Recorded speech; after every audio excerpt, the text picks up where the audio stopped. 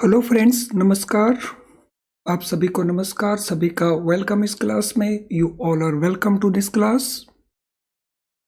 Confirm करेंगे आपका audio video it's okay, it's accessible to you.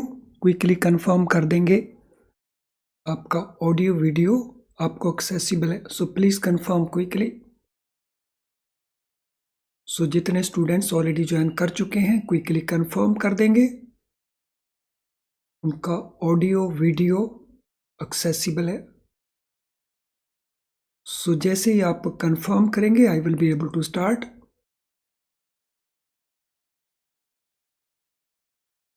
कर दीजिए कंफर्म क्विकली।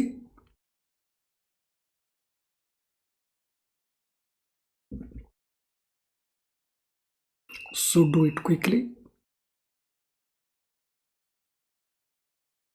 चलिए शुरू करते हैं आज का डिस्कशन। तो हम कंटिन्यू कर रहे हैं मनी सप्लाई के लेसन को। एक बहुत इंपॉर्टेंट लेसन है जिसमें से लगातार क्वेश्चंस पूछे जाते हैं मनी सप्लाई में। अब हम इन्फ्लेशन की बात करेंगे। इनफैक्ट लास्ट सेशन में हमने इन्फ्लेशन को डिफाइन कैसे करते हैं वो देख लिया था, तो उसको एक बार रिकॉल कर लेते हैं। सो इन्फ्लेशन एक ऐसी सिचुएशन है जिसमें general level of prices of goods and services में एक सस्टेन्ड राइज है, एक कॉन्टिन्यूस इंक्रीज है ओवर ए टाइम पीरियड। तो जब इकोनॉमी के अंदर गुड्स एंड सर्विसेज की प्राइसेस को लेकर के सो जनरल इंक्रीज कंटिन्यू करता है ओवर ए टाइम पीरियड, तो उस सिचुएशन को हम कहते हैं इन्फ्लेशन। इन्फ्लेशन का इम्पैक्ट क्या है? सो नोट करेंगे अब इन्फ्लेशन का इम्पैक्ट। तो inflation leads to fall in purchasing power of the currency. Fall in purchasing power of the currency. Currency की जो परचेजिंग पावर है उसको ये इफेक्ट करता है, उसमें डिक्रीज लाता है। तो कैसे डिक्रीज लाता है? लेट अस से there is inflation rate of 5% over 1 year period. So last year we were able to purchase a commodity for rupees 100. एक साल के बाद the same commodity we will be able to purchase for 105 rupees. तो अब हमें उसी goods को purchase करने के लिए ज़्यादा मनी पे करना पड़ेगा। तो इसको हम कहते हैं परचेजिंग पावर में डिक्लाइन कर जाना। तो हमारी करेंसी की जो परचेजिंग पावर है वो डिक्लाइन करेगी because of inflation. So we have to spend more money to buy the same goods, और for same money we will be able to purchase lesser goods. तो अगर हम इसको देखते हैं सेम मनी के पॉइंट ऑफ व्यू से,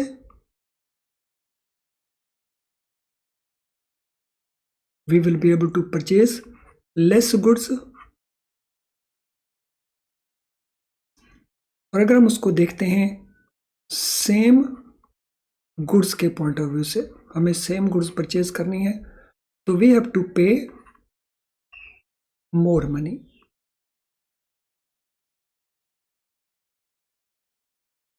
सो इसको आज हम कहते हैं करेंसी की परचेजिंग पावर में डिक्लाइन हो जाना। Now, when price levels rise, each unit of currency buys fewer goods and services। तो नोट कर लेंगे। सो जैसे ही प्राइस लेवल से इंक्रीज करते हैं तो इम्पैक्ट क्या होता है? Each unit of currency can buy fewer goods. So same money lesser goods को परचेज करेगा। So each unit of currency buys fewer goods and services. As a result, inflation is also erosion in purchasing power of money. तो inflation का impact क्या रहता है? Erosion in purchasing power of the money. So erosion होता है reduce हो जाना, खत्म हो जाना। So that mean a loss of real value in internal medium of exchange and unit of account in the economy. तो there is a loss of the real value of the rupee, real value of the currency. तो ये inflation का impact रहता है।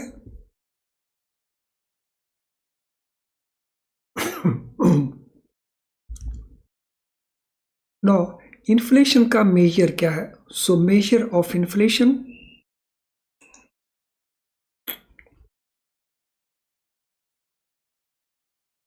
सो inflation का major है inflation rate. तो chief measure of price inflation is the inflation rate. जो major tool हमारे पास है प्राइस इन्फ्लेशन को मेजर करने के लिए वो है inflation rate, rate of inflation. तो रेट ऑफ इन्फ्लेशन अगर हम गवर्नमेंट की पॉलिसी को देखें कंज्यूमर प्राइस इंडेक्स में, तो 4% ऑन एवरेज अगर प्राइसेस इंक्रीज करती हैं तो वी कंसिडर एप्रोप्रिएट। तो this is government target of inflation for reserve bank of India policy formulation. तो ये मेजर क्या करता है, किसके द्वारा? इन्फ्लेशन रेट के द्वारा। सो इन्फ्लेशन रेट क्या है? Annualised percentage change in general price index over a time period. Annualised percentage change in general price index. तो इट मीन्स इन्फ्लेशन कैलकुलेट करने के लिए हम प्राइस इंडेक्स को यूज करते हैं। To calculate inflation rate we make use of price index. Price index को हम यूज करते हैं।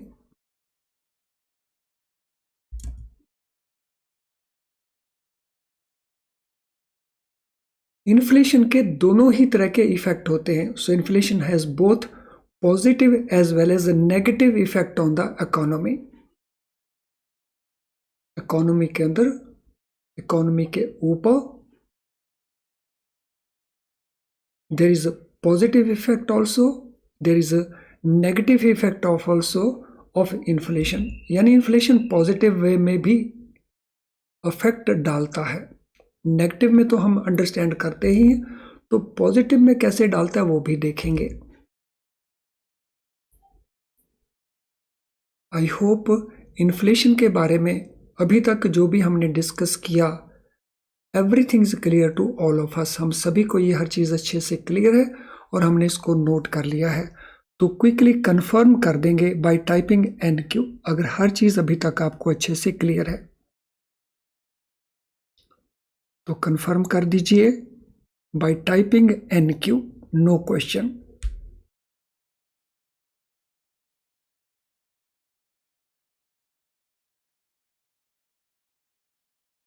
सो कंफर्म कर देंगे क्विकली। नो, पहले हम बात करेंगे इन्फ्लेशन के नेगेटिव इंपैक्ट्स की। इन्फ्लेशन के नेगेटिव इंपैक्ट्स क्या क्या हैं?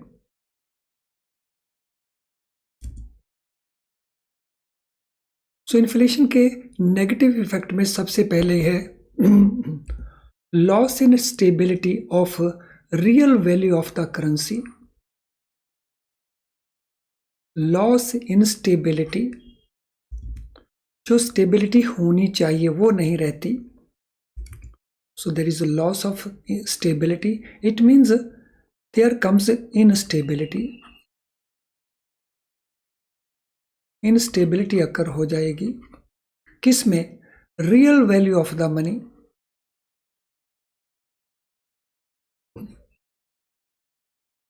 Real value of the money, ये एक नेगेटिव इंपैक्ट है।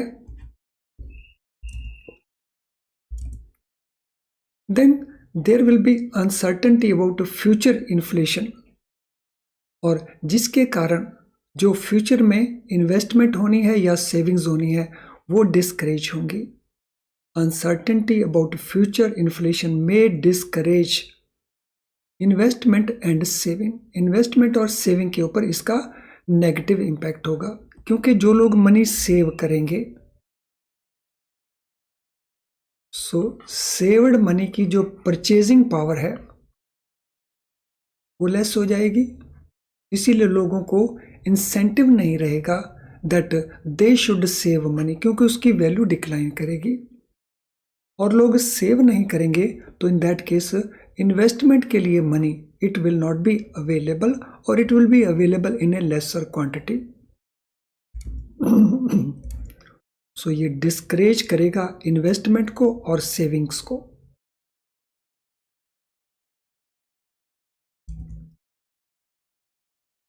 सो because of this uncertainty effect होगा इन्वेस्टमेंट एंड सेविंग के ऊपर। High inflation will lead to shortage of goods. So high inflation के कारण there can be shortage of goods. किस case में? अगर कंज्यूमर्स होल्ड करना शुरू कर देते हैं गुड्स को, if consumer start holding the goods, क्योंकि उनको लगता है फ्यूचर में प्राइस इंक्रीज कर जाएगी, इसलिए कंज्यूमर्स होल्ड करना भी शुरू कर सकते हैं। तो उससे जो शॉर्टेज है गुड्स का वो भी पॉसिबिलिटी बन सकती है।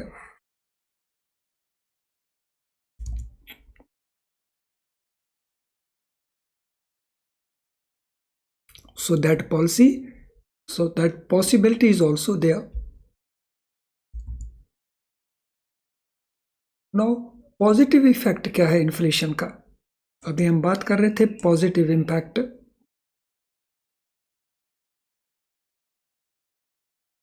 बगैर इन्फ्लेशन ग्रोथ पॉसिबल नहीं है। अगर हमने जीडीपी को ग्रो करवाना है तो उसका पहला कंडीशन है there should be some inflation. तो पहला पॉजिटिव इम्पैक्ट है, तो GDP growth is possible only when there is some element of inflation. So GDP growth is possible only if there is some element of inflation.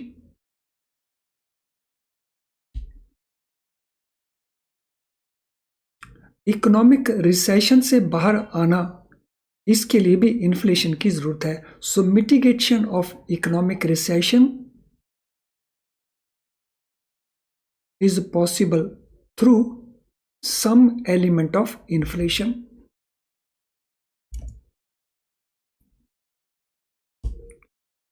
Then inflation से लोगों को date relief भी मिलता है।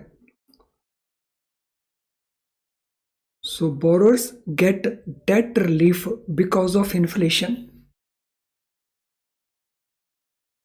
अब date relief कैसे मिलता है इसको भी अंडरस्टैंड कर लेते हैं। आप में से कई लोगों ने होम लोन लिए होंगे।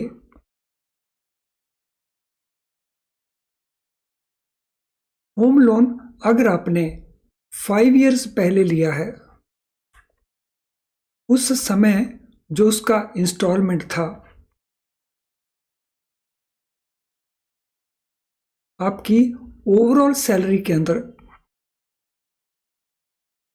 आपकी ओवरऑल इनकम के अंदर उस इंस्टॉलमेंट का जो परसेंटेज था वो काफी हाई होगा। अब ओवर 5 इयर्स इंस्टॉलमेंट रही है सेम, तो अभी भी इंस्टॉलमेंट का अमाउंट है सेम, लेकिन आपकी इनकम जो है ओवरऑल बढ़ गई है और वो इन्फ्लेशन में भी उसका एलिमेंट है। आपको हर क्वार्टर में जो डीए में इंक्रीज होता है तो उससे आपकी ओवरऑल सैलरी बढ़ गई है। तो जिसके कारण जो इंस्टॉलमेंट का अमाउंट है अब आपको वो स्मॉलर नज़र आता है इन परसेंटेज टर्म्स। हालांकि अमाउंट सेम है लेकिन इन परसेंटेज टर्म्स वो अमाउंट अब स्मॉलर हो गया है। तो इससे वर्चुअली आपको क्या मिल गया है? डेट रिलीफ मिल गया है।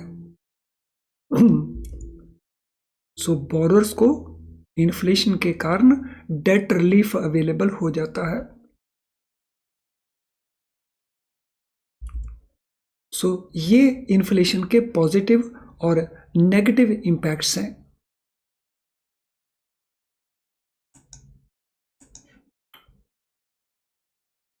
Now factors which lead to inflationary pressure, कौन कौन से फैक्टर्स हैं जिनके कारण इन्फ्लेशनरी प्रेशर्स बिल्ड होते हैं?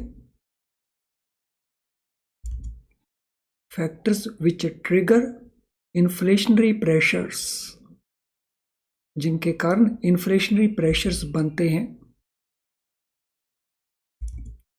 इन फैक्टर्स में हम दो तरह के फैक्टर्स को ले सकते हैं। एक जिनको हम कहते हैं डिमांड पुल फैक्टर्स,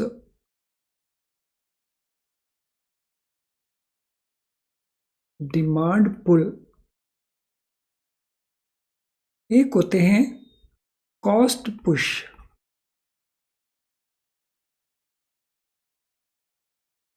सो एक फैक्टर जिसमें डिमांड के कारण इन्फ्लेशन राइज होता है, दूसरा कॉस्ट इंक्रीज होने के कारण इन्फ्लेशन अराइज होता है। तो पहले हम बात करेंगे डिमांड पुल इन्फ्लेशन की। बहुत बार ये क्वेश्चन पूछे जाते हैं, डिमांड पुल इन्फ्लेशन क्या है? So demand pull inflation means when there is a general price rise because of increasing aggregated demand for goods and services। जब गुड्स एंड सर्विसेज की जो टोटल डिमांड है, एग्रीगेटेड डिमांड है, वो increase करती है। सो जैसे ही एग्रीगेटेड डिमांड इंक्रीज करेगी,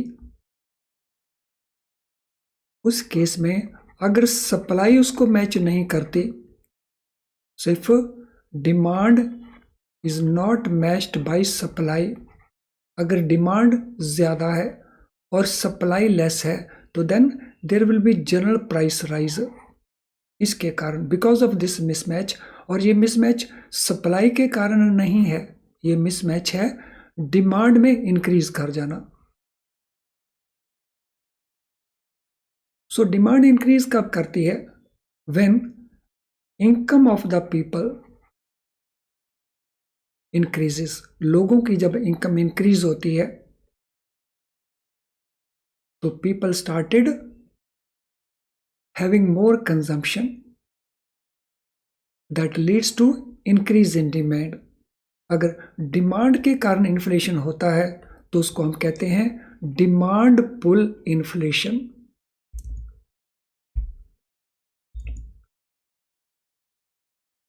Increasing quantity of money in the hands of the people because of increase in their income, तो वो एग्रीगेटेड डिमांड को इंक्रीज करती है, जैसा मैंने आपको अभी बताया, जिससे एग्रीगेट सप्लाई अगर मैच नहीं करती तो फिर प्राइसेस राइज हो जाएंगे। तो ये फंडा हुआ डिमांड पुल इन्फ्लेशन का। अब हम बात करेंगे cost push inflation. Cost push inflation क्या है? तो यहां पे इन्फ्लेशन आता है because of increasing cost. So the type of inflation which is caused by substantial increase in cost of production. So जब कॉस्ट ऑफ प्रोडक्शन में इंक्रीज होती है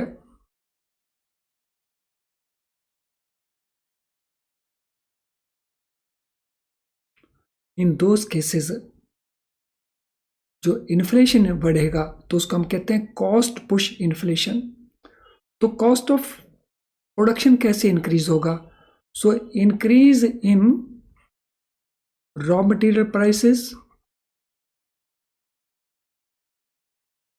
increase in wages,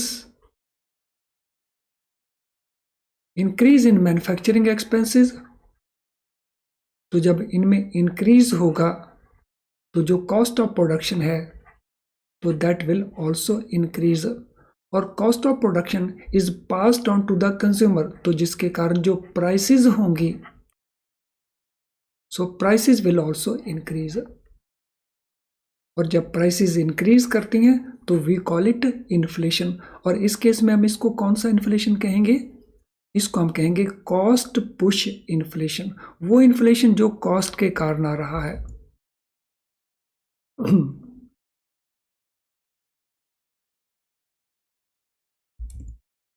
so I am sure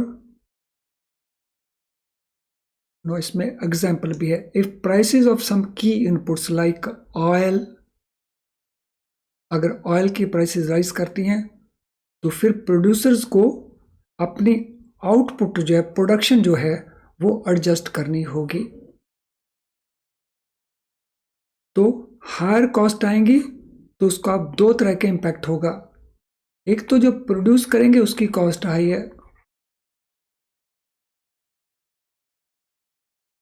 और दूसरा वो less produce कर पाएंगे because cost increase कर गई है, तो उनको ज़्यादा वर्किंग कैपिटल चाहिए। सेम वर्किंग कैपिटल के साथ वो लेस प्रोड्यूस कर पाएंगे, और अगर वो लेस प्रोड्यूस करेंगे तो फिर डिमांड एंड सप्लाई इनका मिसमैच हो जाएगा, तो जिसके कारण फिर प्राइसेस बढ़ेंगी। सो अल्टीमेटली प्राइसेस बढ़ रही हैं कॉस्ट इंक्रीज होने के कारण। तो इसीलिए हम इसको कहते हैं कॉस्ट पुश इन्फ्लेशन। तो आई एम श्योर ये डिमांड पुल और कॉस्ट पुश इन्फ्लेशन का ये फंडा एकदम आपको क्लियर होगा। अगर ऐसा है तो फटाफट स्माइल करके दिखा दीजिए। सो डू इट क्विकली।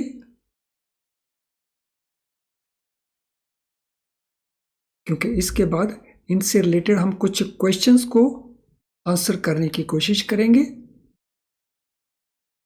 सो कर देंगे confirm quickly by posting smiling icon that everything is clear too. So सभी स्टूडेंट पोस्ट कर देंगे। तो मीन वाइल मैं क्वेश्चंस की ओर चलता हूं।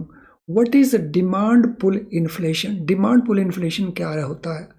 तो ये ऑप्शंस है हमारे, इसका मुझे फिर से एनिमेशन ठीक करना होगा, अदरवाइज आप सारी चीज़ों को देख नहीं पाएंगे। तो होल्ड करके रखेंगे, it will not take much time. तो इसके एनिमेशन को मैं अभी अल्टर करके सही कर देता हूं। I am very much online.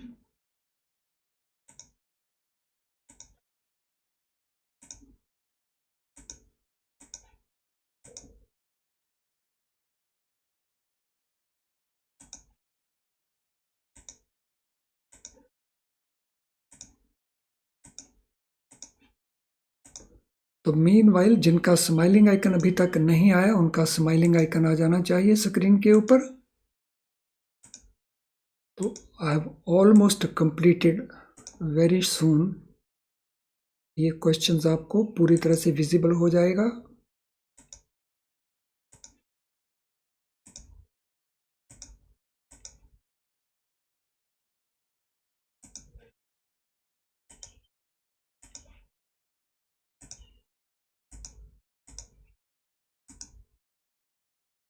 Yes, no it will be visible. तो चलिए मैं डिस्प्ले देता हूं दोबारा से क्वेश्चन का। What is demand pull inflation? Demand pull inflation क्या होता है?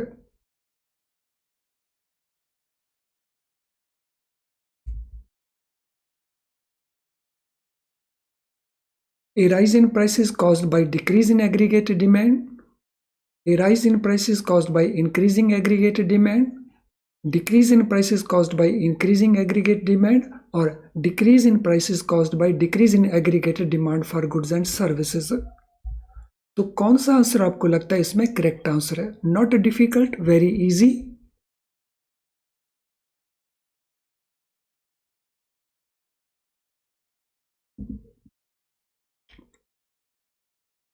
So what will be our answer for question number 1?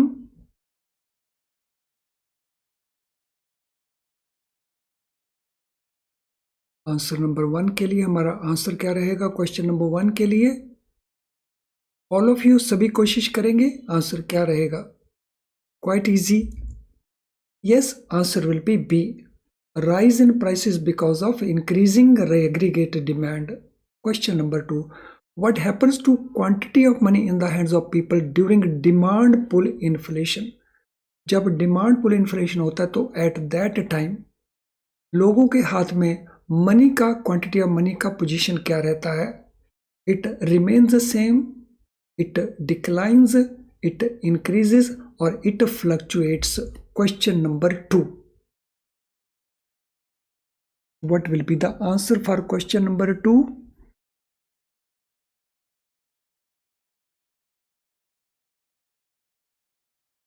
So what happens to quantity of money in the hands of the people?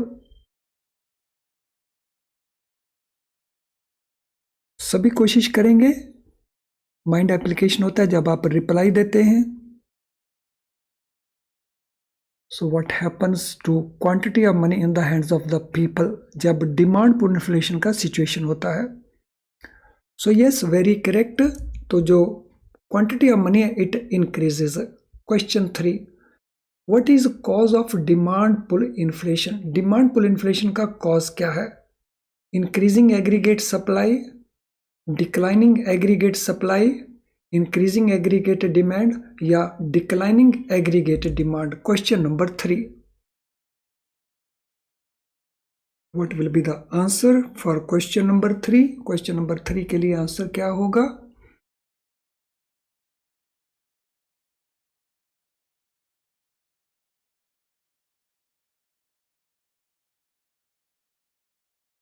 Question number 3.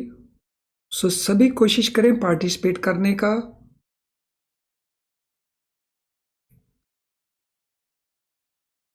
So yes, for question number 3, answer will be increasing aggregate demand. How does demand pull inflation affect prices? Demand pull inflation prices को कैसे affect करता है? It causes prices to decrease, it causes prices to fluctuate, it causes prices to remain same, it causes prices to rise.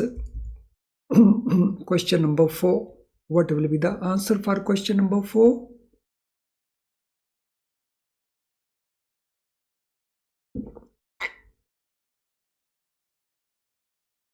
Question number 4.